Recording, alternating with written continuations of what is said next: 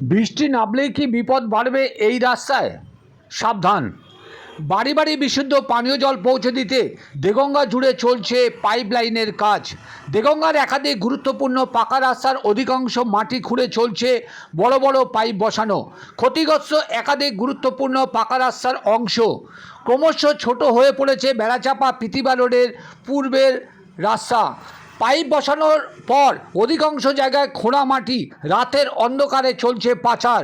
ফলে পাইপ বসানোর পর অধিকাংশ রাস্তায় মাটি দেওয়ার পর তা বসে তৈরি হচ্ছে গর্ত, যা বৃষ্টি নামলেই সেই মাটি রাস্তায় বাড়বে বিপদ।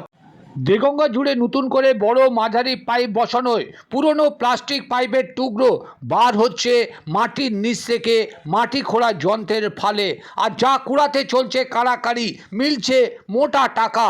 যা নিয়ে কী জানাচ্ছেন ভাঙা টুকরো সংগ্রহকারী পাইপ সংগ্রহকারীরা তা শুনুন, পাশাপাশি দেখুন। এভাবে মাটি খোঁড়ার পর ক্ষতিগ্রস্ত রাস্তার মাটি, এর থেকে পয়সা ইনকাম হয়। ওই হ্যাঁ, 10-15 টাকা কিলো বিক্রি। এর থেকে তাহলে পয়সা হয়? পয়সা হচ্ছে? হ্যাঁ, ওই ভাঙা প্লাস্টিক পুড়িয়ে পয়সা হচ্ছে?